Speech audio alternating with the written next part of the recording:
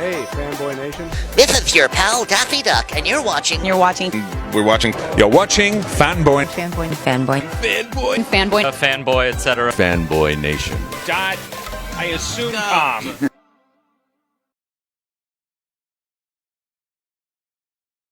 Kelly, you took every single Christmas movie you've ever seen and wrote one together.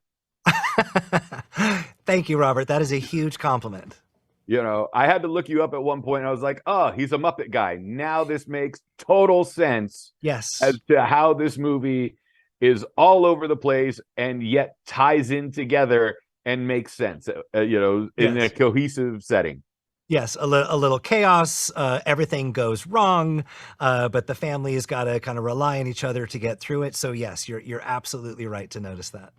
Is there ever a point when you're writing the script that you're like, I'm going to mess with Aaron and Reggie to see how much I can get away with in inserting every single Christmas movie from 1955 to 2011? Yes, you are more accurate than you know. There were many moments where I would have a big idea. You know, I'm a big idea writer. I kind of tend to swing for the fences and just see what we can get. But I was lucky enough to be paired with legendary director Reggie Hudland, who's also got big ideas and a big imagination. And in fact, there were moments where I would come up to him and say, hey, Reggie, I have a new idea. It's kind of big. And I would pitch it and he'd go, there's only one problem. I think we can go bigger. And so he and I would get into a lot of trouble. And sometimes the producers would see us in the corner and be like, no. What are you talking about? Stop. We can't afford it. Whatever you're talking about, we can't do it. And Reggie would go, we'll figure it out. And then Aaron, our Jeff unbelievable Bezos production just designer. sold like 6 more books and paid off the movie. Yes, exactly. Right.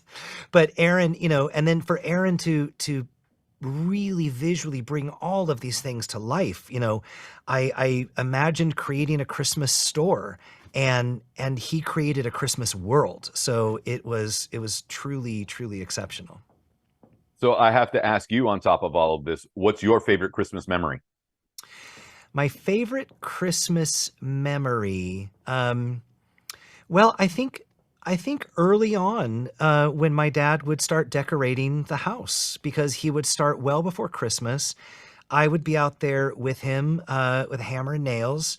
I remember with this one year too, we as a family painted a nativity set in that what's the plaster of Paris, or like how you can sort of paint it all together. And I didn't find this out until years later, because I was a kid and I was a really bad painter, that when I'd go to bed at night, the family would repaint what I had painted so that it looked nice on the mantle. I found this out years later. I was like, what do you mean you would repaint? They're like, yeah, you are really not a talented painter.